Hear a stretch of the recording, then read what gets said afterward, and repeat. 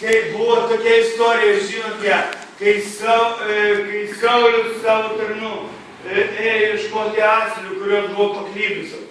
Jie ėjo ieškoti, asilis pasiklydo ir jie ėjo ieškoti. Ir vienu momentu jie pametė viltį su asilį ir jie norėjo grįžti namo, bet tarnas pasakė, Saulius sako, šitam mieste gyvena regėtojas, Dievo žmogus, pranašas, eikime pas jį pasiklauskime, jisai tikrai žinos, kur asilė. Ir buvo vienas dalykas, kas iš karto jų mintys atėjo, sekate mintis, ką mes aukosim viešpačiui, ką mes jam duosim, klausyk, tai turi užvaldyti mus, kai mes einame į Dievo namus, turi būti mintis, ką aš šiandien paaukosiu Dievui, aš negaliu ateiti Dievo akivaizdą tuščiom rankomis pasirodus. Ir daugelis istorijų, kaip Dievas įvertina mūsų aukas, būtent apie finansus, jeigu kalbam. Jeigu ta istorija, kurie pasakojo Tauras ir pasakojo šiandien ketvirtadienį pakartojo transliaciją, prisiminkim tą, kad atėjo vienas pagyvenęs žmogus į bažnyčią ir jam reikėjo pagalbos ir jisai atėjo pas pastorių ir sako, pastorių pasimelkite mus žmonę. Ir pastorius pasakė, ką tu turi duoti Dievui? Suprantate? Ką tu turi duoti Dievui? Pirmas klausimas. Tu sako, aš nieko neturiu. Sako, kaip tu nieko neturi, vis tiek kažką tai turi. Sako, aš turiu tik pravažiuojantį, kuriuo aš važiuosiu atgal namo. Gerai, atiduok tą pravažiuojantį Dievui, tada mes su tavimi iškanamesim. Ir dėdukas atidėjo tą pravažiuojantį. Viską, ką turėjo. Ir tada jie meldėsi už jį. Ir jisai parėjo namo naktį, nes negalėjo su autobusu važiuoti. Ir praėjo kiek ten kitą savaitę, kai jisai nuėjo į darbą, kur jis ten dirbo, jis ten uždirbo labai mažai, kaip aš suprantu. Ir kaip Dievas atsakė į tai, į auką. Kai jisai atėjo į darbą, už kažkiek tai dienų, pasidarė tokia situacija, kad tos firmos valdininkas ar kas, ne pats direktorius, bet tas, aš kaip suprantu, kaip brigadininkas mūsų žodžiais tariant, jisai turėjo išvažiuoti iš to miesto į kitą. Ir, žodžiu, ieškojo pamainos jam. Ir būtent parodė į tą dėduką, kuris paaukojo savo pravažiuojantį. Jo atlyginimas pakilo 100 kartų, ten nežinau, tiksliai niekas nežino, bet labai daug kartų. Palyginus su tuo, tu paklausyk, kaip Dievas žiūri į mūsų aukas. Ar mes galime pasirodyti jo akyse tuščiom rankom? Negalime. Mes turime atnešti kažką tai. Įpratinkime, atnaujinkime savo protą. Pradėkime taip galvoti, nes ne mūsų pinigų mums reikia Dievui. Ne mūsų pinigų, nes visa žemė ir dangus priklauso jam ir visa, kas jose. Ne mūsų pinigų, ne mūsų tų kapeikų jam reikia. Bet mūsų širdies, mūsų pasišventimo, kad mes pasišvęstume jam. Halleluja! Taip, ir dar paskaitykime psalmės, 51 psalmę. Aš šiandien kaip tai vietą čia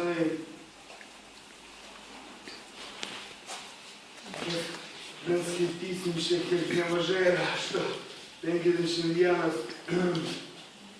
17 ir čia parašyta vieta, kur jūs žinote visi, o kad Dievo yra sudužusi dvasia, sudužusios ir nusižeminusios širdies, tu Dieve nepadėkinsi. Ir kažkur tai yra kitoje vietoje parašyta, kad Dievas, Izaimo atrodo, jisai kalba Dievas, kad aš gyvenu, Dievas sako, aukštybėse, su tais, kurie turi nusižeminusią dvasią, sudužusią širdį, su tais aš gyvenu aukštybėse. Jo ir demonai būtent negali įeiti į tokius žmonės. Demonai negali įeiti į tokius žmonės, kurie nusižeminę prieš viešpatį, sudužę prieš jį. Halleluja!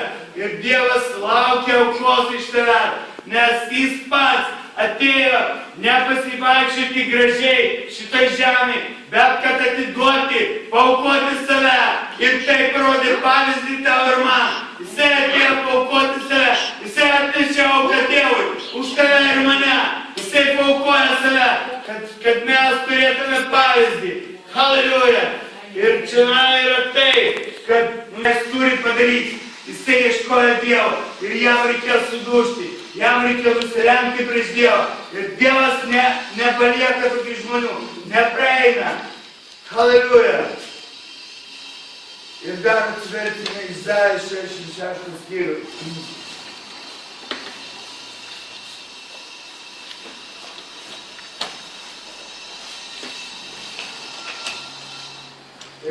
Ta patį, ką mes skaitome psalmes, ir čia antra eilutė, antra dalis parašyta, Dievas kalba, aš pažvelgsiu į žmogų, kuris yra vargšas, bei turi atgailaujančią dvasią ir dreba prieš mano žodį. Tai ir yra su tokia dvasia, su tokiu nusiteikimu, tu grįžiesi visa širdimi į Dievą, gyvą į Dievą. Kai tu toksai, kai tu nusižemini prieš jį, drebi prieš jį, tu klausai tai, kai šneka, tai baisu tau, kad padaryti kažką tai ne taip, kai jisai kalba. Tai taip vertinama jo akise, tai vertina, tai brangu jo akise. Ir jisai tada nepraeis pro tave, jisai atsigręš į tave, jisai tikrai pamatys. Todėl šiandien laikas ieškoti Dievo, šiandien laikas gręžtis į jį. Todėl šiandien padaryk tokį sprendimą. Aš nuo šiandien užmiršiu viską, kas buvo, visus nepasisekimus savo gyvenime nesėkmės, nes šiandien Dievas daro viską naują daro. Aš užmiršiu viską, visą savo nesėkmės. Ir šiandien ieškosiu Dievo, gyvojo Dievo, aš gręšiuosi į Dievą, nes Dieve yra viskas, ko man reikia. Dievas mane išves, kitą kartą aš praeisiu, šitoje vietoje, tą dieną man nepasisekė, bet aš dabar būtinai praeisiu, aš praeisiu tai, kad tada negalėjau praeiti, nes Dievas už mane, Jis pasirinko mane, halleluja, su Dievu aš praeisiu. Ir yra kita pusė apie tai, ką mes šnekame. Dievas šaukia gręžtis mus į jį, šaukia gręžtis į jį, žvelgti į tai, koks jis yra, ką jisai gali, ką jisai mums davė, ką mes galime jame, ką mes turime jame. Ir yra kita kategorija žmonių, kurie visą tai supranta, arba jiem neduota suprasti. Ir skaitome apie tai Izaiją 65, 11 eilutė.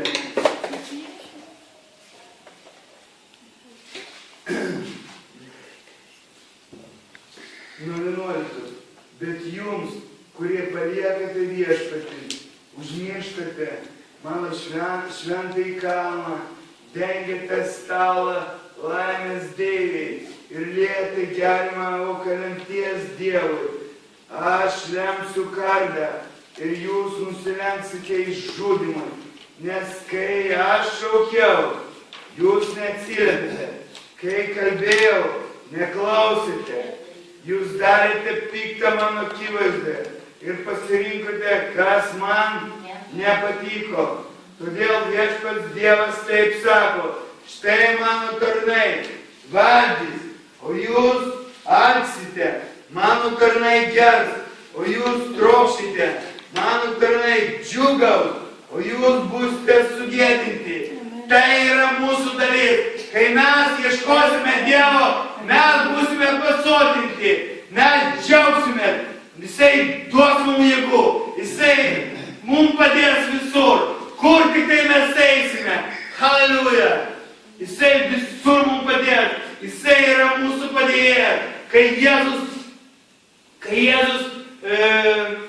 kalbėjo apie šventąją dvasią, Jisai sako, ir aš jums siųsiu Tėvo pažadą, šventąją dvasią, kuri godėja, kuris ateis į jūsų gyvenimą ir pripildys jų ir pasiliks su jumis amžinai. Jisai yra mūsų godėjas ir tas žodis godėjas yra taip pat reiškia ir padėjėjas. Tas, kuris yra su tavimi kiekvieną dieną, kur tu eini, jisai nepalieka tavęs nei dieną, nei naktį. Kai tu eini miegoti ir kai tu prasibūdi, jis su tavim. Kai tau lengva ir sunku, jis su tavim. Jis tavęs nepaliks, jis su tavim. Haleliuja. Ir kai Jėzus buvo žemė, paklausykit, kai Jėzus buvo žemė, jisai galėjo kalbėti vienoje vietoje, pavyzdžiui, Jeruzalėje žmonėms. Jisai turėjo tada praeiti kažkiek laiko jam, kad jis nueitų į kitą miestą ir kalbėti kitiems žmonėms. Bet kai atėjo šventoji dvasia pripildė visą šitą žemę ir šiandien jinai gali kalbėti tau vienu laiku Kėdainiuose ir man vienu laiku Jonavoje ir tau Rukloje, nežinau, Bukonyse, vienu laiku jinai visur, Australijoje, Rusijoje, Amerikoje, ten nežinau, bet kokiam kampe pasaulio, Jėzaus vardu, jinai visur, jinai viską visur užpildo ir veikia tą jėgą, kurią viską savo palenkia. Haleliuja! Dievo valia įsipildys Kėdainiuose.